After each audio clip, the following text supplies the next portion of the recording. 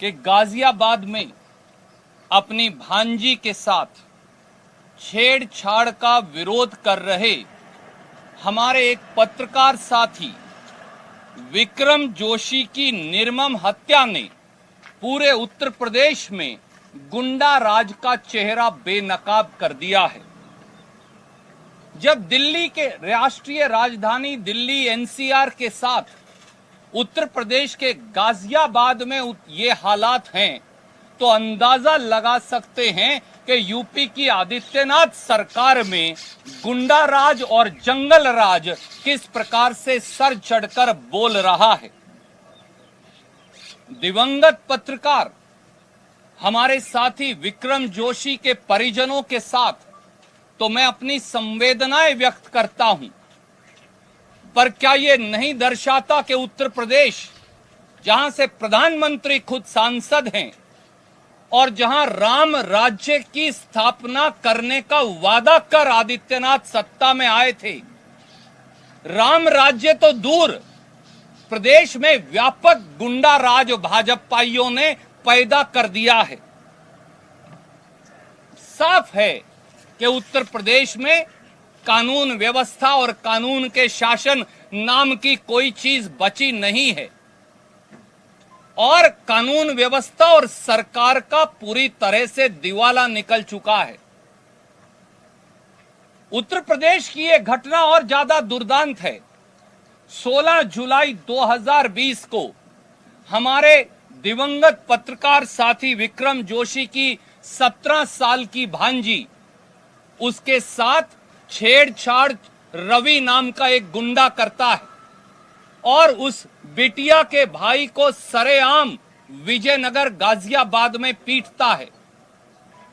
विक्रम जोशी एक पत्रकार होने के नाते उत्तर प्रदेश की पुलिस के पास मुकदमा दर्ज करवाने जाता है, पर आदित्यनाथ सरकार और उनकी पुलिस मुकदमा दर्ज नहीं करती।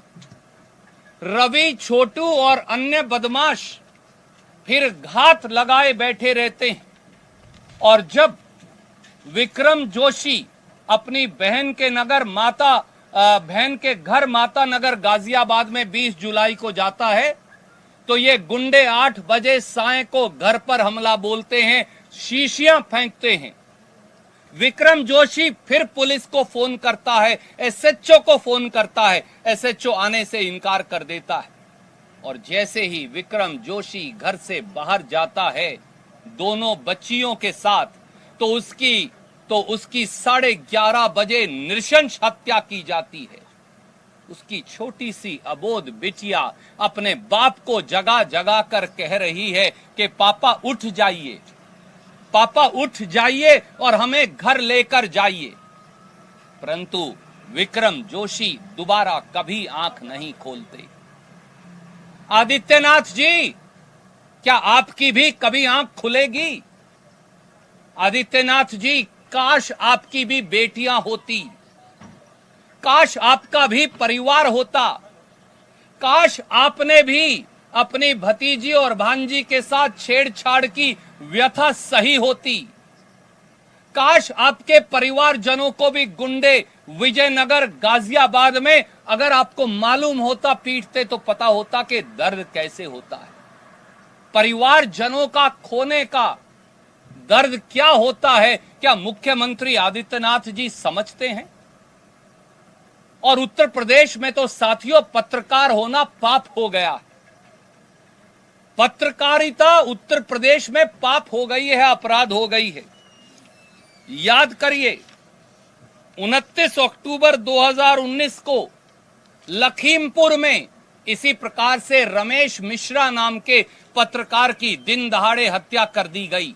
आदित्यनाथ जी ने आज तक कुछ नहीं किया।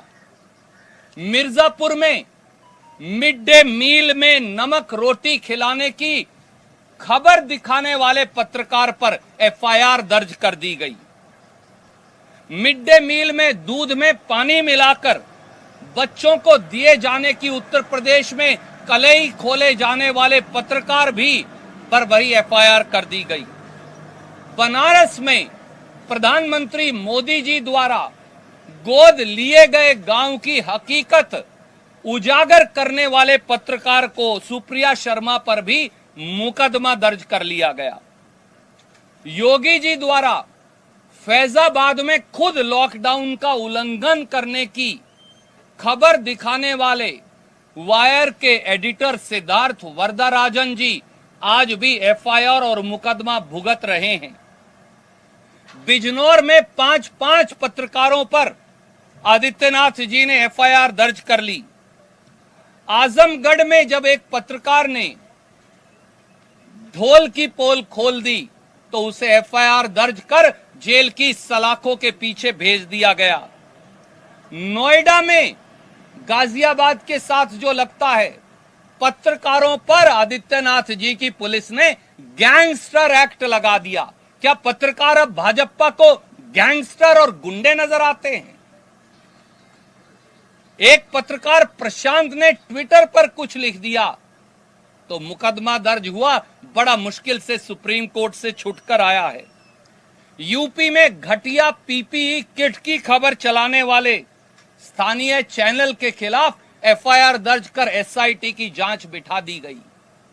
क्या भाजपा शासित प्रदेशों में पत्रकार होना अपराध हो गया है? क्या पत्रकार अब गैंगस्टर की परिभाषा में आते हैं? क्या पत्रकारों के बुलाने से, जानलेवा हमले होने पर विक्रम जोशी जैसे पत्रकारों के बुलाने से पुलिस नहीं आएगी? गुंडों को, खासतौर से नामजद गुंडों द्वारा पत्रकारों की दिन दहाड़े हत्या कर दी जाएगी? और यही नहीं, उत्तर प्रदेश के जो हालात हैं वो बहुत दयनीय हैं और कुछ उदाहरण जरूरी हैं। वो बात जो मैं कहने वाला हूं उसके लिए 28 अक्टूबर 2018 को आगरा की अदालत में यूपी बार काउंसिल अध्यक्ष दरवेश यादव जी की हत्या कर दी जाती है। कहां है यूपी का शासन और प्रशासन? 12 अक्टूबर 2019 को झांसी में पंडित जगदीश सहित 4 सदस्यों को जिंदा जला दिया जाता है। आज के युग में जिंदा जलाना, कहां है भाजपा? 14 अक्टूबर 2019 को झांसी जिले के पिपरी बाजार में एक परिवार के 4 लोगों की दिन दहाड़े हत्या हो जाती है। 29 अक्टूबर 2019 को लखीमपुर में पत्रकार रमेश मिश्रा जी का कत्ल कर दिया जाता है। 31 दिसंबर 2019 को शामली में भजन गायक अजय पाठक के पूरे परिवार को धारदार हथियारों से काट काट कर फेंक दिया जाता है। 4 जनवरी 2020 को प्रयागराज में यूसुफपुर सेवायत क्षेत्र में सोमदत्त तिवारी, उनकी पत्नी और 5 परिवार के सदस्यों को कत्ल कर दिया जाता है बड़े नृशंस और अमानवीय तरीके से। 25 अप्रैल 2020 को एटा जिला के स्वास्थ्य कर्मी राजेश्वर प्रसाद पचौरी के 5 सदस्यों की हत्या कर दी जाती है। 2 जुलाई 2020 को प्रयागराज में बिमलेश पांडे के 5 परिवारों को शायद इतना अमानवीय और नृशंस हत्या नहीं होगी जो होता है। और अब विक्रम जोशी की नृशंस हत्या सरेआम होती है। परंतु आदित्यनाथ जी हैं कहां? भारतीय जनता पार्टी के शासन में कानून का शासन है कहां? क्या ये वो रामराज है जिसका वायदा भाजपा ने करके सत्ता ली थी? इससे बड़ा गुंडा राज और जंगल राज हो ही नहीं सकता।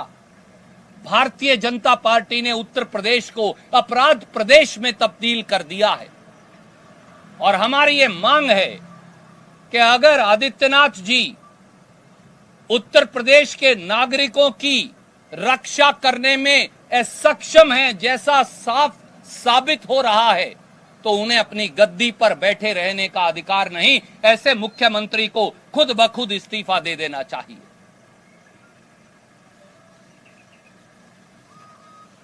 आदरणीय साथियों, एक और विषय है जो राजस्थान से जुड़ा है, जिसको लेकर मैं आपके बीच में उपस्थित हूं।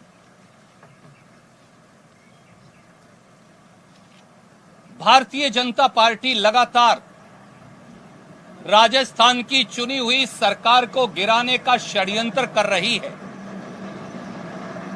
दिल्ली की सत्ता में बैठे हुक्मरान, दिल्ली की गद्दी पर बैठे हुक्मरान इतने निरंकुश हो गए हैं, इतने अहंकारी हो गए हैं, इतने स्वयंभू हो गए हैं कि उनका मानना है कि दिल्ली की सत्ता पर बैठे बादशाह जब चाहें, जिसे चाहें, जिस सरकार को चाहें, जिस जनमत को चाहें, अपने पांव तले रौंद सकते हैं। राजस्थान में भारतीय जनता पार्टी की केंद्रीय सरकार का ये कारनामा हम लगातार पिछले 6 और 7 दिन से देख रहे हैं। जब मोदी जी और उनकी सरकार के सारे हथकंडे फेल हो गए, जब मोदी सरकार जनमत को अपहरण करने में नाकामयाब हो गई, राजस्थान की 8 करोड़ बहादुर जनता और राजस्थान के विधायकों ने यह निर्णय कर लिया कि वो भारतीय जनता पार्टी के षड्यंत्र में उलझने वाले नहीं, तो आज एक बौखलाई हुई केंद्रीय भाजपा सरकार और प्रधानमंत्री श्री नरेंद्र मोदी जी ने मुख्यमंत्री जी के बड़े भाई श्री अग्रसेन गहलोत के घर आज सुबह से ही ईडी भेजकर छापेमारी शुरू कर रखी है।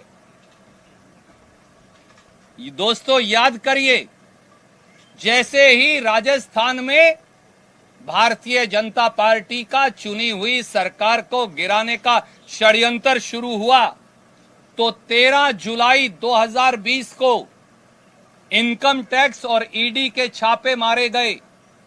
कांग्रेस नेता राजीव अरोड़ा पर, धर्मेंद्र राठौड़ पर और इस फेयरमाउंट होटल के मालिक रतन शर्मा पर डराने का, धमकाने का, दबाने का, कुचलने का प्रयास किया गया।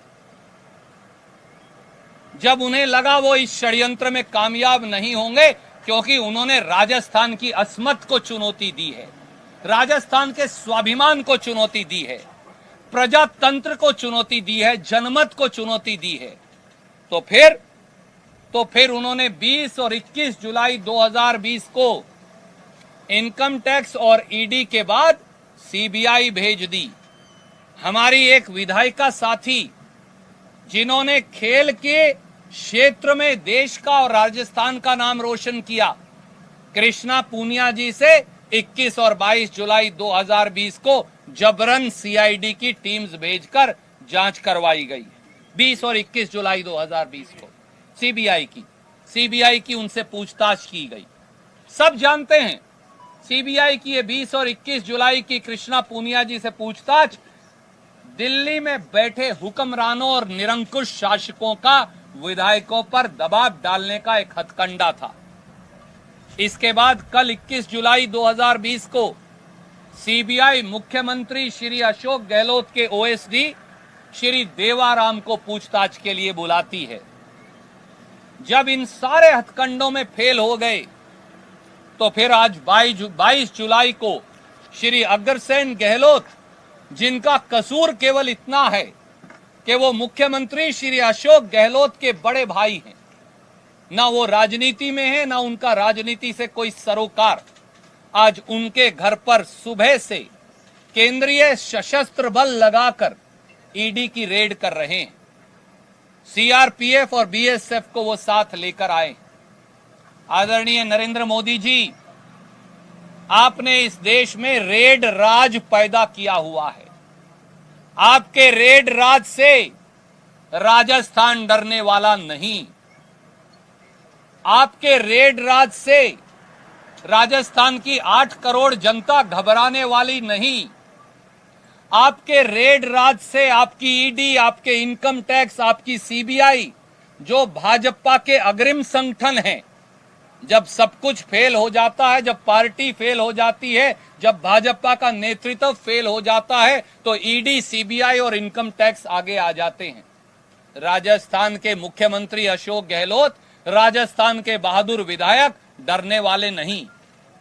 आप अपनी रेड और सीबीआई और ईडी और इनकम टैक्स इसकी धमकी से कोई और डर गए होंगे, किसी और को आपने डरा लिया होगा दूसरे प्रांतों में, परंतु ना राजस्थान की 8 करोड़ बहादुर जनता डरने वाली, न श्री अशोक गहलोत और कांग्रेस के विधायक डरने वाले, और ना हमारी सरकार अस्थिर होने वाली। आपके अंदर जितनी ताकत है, जितनी हिम्मत है, जितना और जुल्म करना है, जितना और गैर कानूनी कार्य करना है वो करिए, परंतु हम डरेंगे नहीं, क्योंकि आपने राजस्थान के स्वाभिमान को चुनौती दी है और राजस्थान ने स्वाभिमान की रक्षा के लिए, देश की रक्षा के लिए पहले भी और आज भी और आगे भी सदैव कुर्बानी दी है। प्रजातंत्र की रक्षा के लिए हम अपने मार्ग पर अटल खड़े रहेंगे, घबराने वाले नहीं। कोई प्रश्न आप पूछना चाहें तो स्वागत है। जी बिल्कुल, उस समय की ये मांग थी और हमने ये कहा कि ना कृष्णा पूनिया दोषी हैं ना कोई और अगर परिवारजनों की ये मांग थी तो हमने स्वीकार किया। पर आदरणीय मित्र, ये बताइए, कृष्णा पूनिया जी ने पूरे देश और दुनिया में हिंदुस्तान का झंडा फहराया है। कृष्णा पूनिया से उस सीबीआई जांच तो ठंडे बस्ते में पड़ी थी। आज जब राजस्थान में विधायकों की खरीद फरोख्त का ताना बाना फेल हो गया, तो आज ही सीबीआई को उस मुकदमे की याद कैसे आई? क्या ये भारतीय जनता पार्टी की केंद्रीय सरकार और मोदी जी के षड्यंत्र की ओर साफ साफ इशारा नहीं करता? भारतीय जनता पार्टी, मुझे लगता है कि मानसिक दिवालियेपन से प्रदेश में ग्रस्त हो गई है। श्री सीपी जोशी जी की योग्यता पर भी अगर उन्हें शक है, उनकी काबिलियत पर भी अगर शक है, जिनको उन्होंने निर्विरोध स्पीकर चुना है, तो ये उनके मानसिक दिवालियेपन का जीता जागता सबूत है। आदरणीय सीपी जोशी जी को किसी से राय लेने की आवश्यकता नहीं। वो एक प्रोफेसर भी रहे हैं, एक शिक्षाविद हैं, एक समझदार व्यक्ति हैं और उन्हें मालूम है संविधान की रक्षा कैसे करनी है। उन्हें मुझसे या किसी और से राय लेने की जरूरत नहीं। आदरणीय साथी, मुझे एक बात बताइए, जब जब भारतीय जनता पार्टी संकट में होती है, जब जब भारतीय जनता पार्टी किसी चुनी हुई सरकार को गिराने में फेल हो जाती है, जब मोदी जी और अमित शाह जी का षड्यंत्र फेल हो जाता है, जब भाजपाई औंधे मुंह गिरते हैं, तो ही ईडी, सीबीआई और इनकम टैक्स का जिन बाहर निकलकर क्यों आता है? साफ है कि जब कुछ नहीं हुआ तो फिर भाजपा ईडी, सीबीआई और इनकम टैक्स के सहारे है, पर वो इस षड्यंत्र में भी नहीं कामयाब होंगे। प्रजातंत्र और जनमत उनके दांत खट्टे कर देगा, ये मैं आपको विश्वास दिलाता हूं। प्रजातंत्र और जनमत उनके दांत खट्टे कर देगा, ये मैं आपको विश्वास दिलाता हूं। धन्यवाद।